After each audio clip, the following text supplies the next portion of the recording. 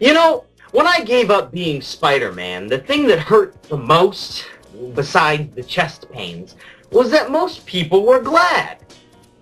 Not like the criminals, they could care less, but the ordinary, everyday people were glad.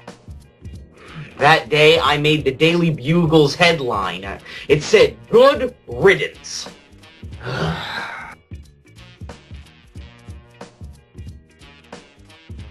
You know, when I started going around to schools to give talks about cancer, most people assumed it was because I was bitten by a radioactive spider. You know, one that gave me my powers. I mean, especially those no-nukes people. They really wanted me to have cancer from being bitten by a radioactive spider. Actually, it was the cigarettes. You know, you're hiding out in an alley, scrunched up behind the dumpster, trying to be inconspicuous in your bright red overalls, waiting for Electro to show up and rob the bank across the street. And you get really tense, you know? So it's good to have a smoke, to relax. Then Electro shows up, you snuff your cig, you toss your butt in the can, and then you go kick his ass. And the next thing you know, you're in an alley waiting for Juggernaut and the Rhino to rob the bank across the street, and that bitch the Black Cat hasn't showed up yet to help you out, and you're gonna have to take on these two huge fuckers at once. So you have another smoke. And the next thing you know, you're chain smoking 2 or 3 packs of Lucky Strikes just on one job. I'll never forget this time. I caught the Shocker in a jewelry store, and I come crashing through the front window, and I said, "Shocker, you're coming with me." And he whipped around and said, "Oh no, Spider-Man!" I love it when they say, "Oh no, Spider-Man." And he was just about to blast me when I just started coughing like you wouldn't believe. I mean, I was doubled over one of those display cases, coughing and hacking up this brown spittle crap. And the Shocker had to run over and help me out to his car so his henchman could run me to the hospital while he finished cleaning out the jewelry store. God, that was embarrassing. Do you remember Quicksilver? Now this was embarrassing. Now, okay, this guy is fast. I don't know what kind of steroids he's on, either mutant growth hormone or Prilox or something, but this guy is fast. So it makes sense that they call him Quicksilver, right? But that's not really how he got his name. See, he used to be called White Lightning, but one time, there was this new supervillain, Mothman, who was pretty puss, and so we all joked about, yeah, right, what does he do, eat cloth? So, one day, he robs a bank on Quicksilver's turf, takes off running, not even in a getaway car, and Quicksilver catches up to this guy, no problem, taps him on the shoulder and says, "Hey buddy, you're gonna have to do a lot better than this." Next thing you know, White Lightning is standing there, stark naked, watching Mothman running away with a mouthful of fabric. So we joked about it a lot, and, you know, called him the Blue Streak, and then Quicksilver.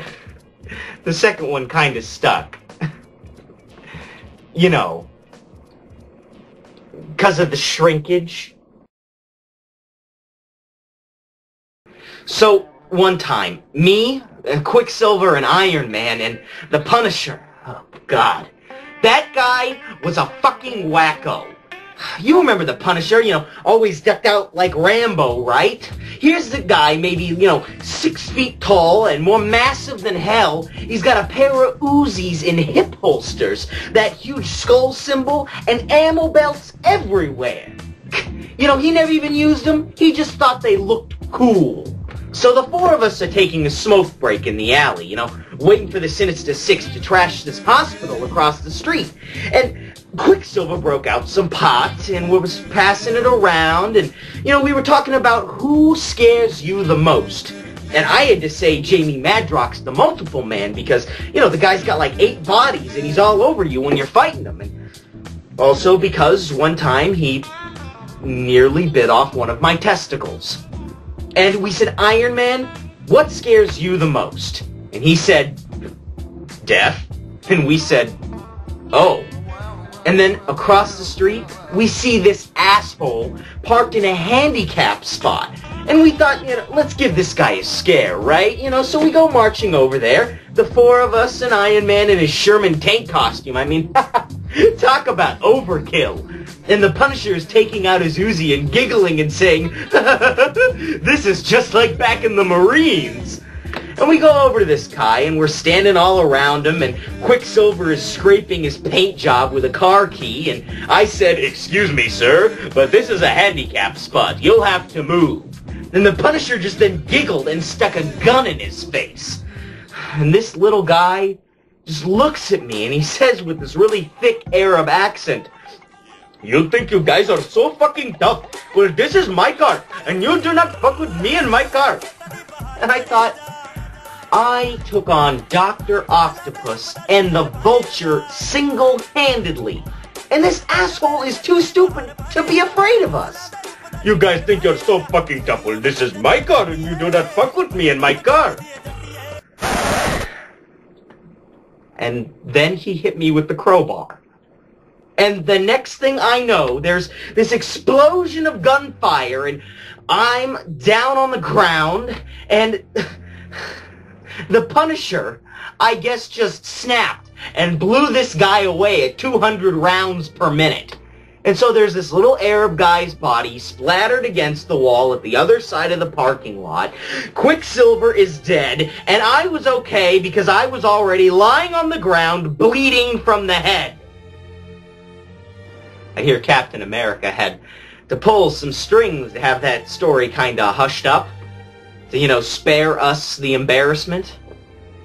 And I guess that's the real reason I retired.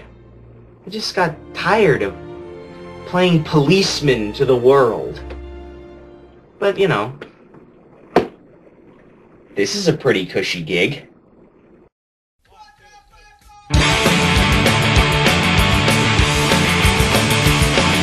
Spider-Man, Spider-Man, does whatever a spider can. Spins a web in his eyes, catches thieves just like flies. Look out, here comes the Spider-Man.